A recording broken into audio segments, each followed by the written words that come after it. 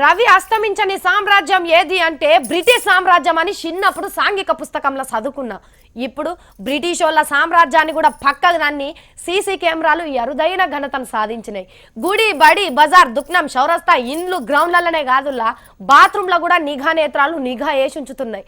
వాటి బారి నుంచి తప్పించుకున్నాడు ఎవ్వల తరమైతట్లేదు. వారే వా, బడి బాత్రూమ్ మీద సీసీ కెమెరా పెట్టే బందోబస్తు నిఘాను ఏర్పాటు చేసిందంటే అని బట్టెవాజు తెలివిని ఏ తీర్లో మెచ్చుకోవాలో చూడండి. విశాఖపట్నం జిల్లా గొలిగొండ మండలం శోద్యంలో ఉన్న జెడ్పీ బడిలా అయింది ఈ శోద్యం. ఇగో ఇది బడిలున్న ఏకైక బాలుర బాత్రూమ్. అగో బోర్డు మీద బాలురని రాస్తున్నది కాబట్టి బాలురే పోతారని అనుకున్నారు. బాలబాలికలు అందరూ బరువు దించుకునేది ఇక్కడనే. ఏకైక బాత్రూమ్ కాబట్టి బడి సార్లు కూడా దీన్ని అపురూపంగానే చూసుకుంటున్నారు. కానీ సార్ల కంటే ఇంకా అపురూపంగా చూద్దాం అనుకున్నాడు ఇంకొకడెవడో. అందుకే షెట్ ఎక్కి కెమెరా ఫిట్టింగ్ చేసిపోయిండు. మరి ఎట్లా దొరికింది అనేది ఇగో ఈ బుజ్జి చెప్తున్నది. నుండ్రి చెప్పు చిన్న.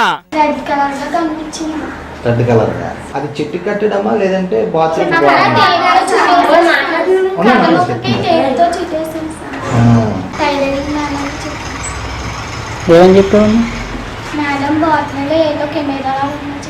ఇన్నరా ఎర్రగా మెరిసే వరకు ఎక్కి చూస్తే టేపు చుట్టి తెగ ముద్దుకున్నదట.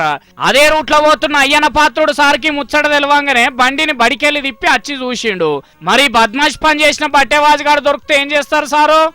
ఇమీడియట్ గా ఉద్యోగం రిమూవ్ చేయాలి తప్పించి అంతా పెద్ద అప్పుడు చాలా లేడీస్ బాత్రూమ్ లో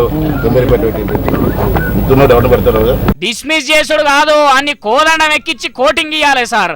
ఆడ కెమెరా పెట్టి ఎన్ని రోజులైందో ఏమో పాడై ఎవడు పెట్టిండో గట్టిగా ఇసారిచ్చి అని ఈపు సాపు చేయాలి సార్. చూసిండ్రు కదా ఈ నడుమ గిసోంటి కంతిరగాలు మోపైనరు. బట్టల దుఃఖం ట్రయల్ రూముల్లా షాపింగ్ మాల్ లా జాగ్రత్తగా ఉండుండ్రి.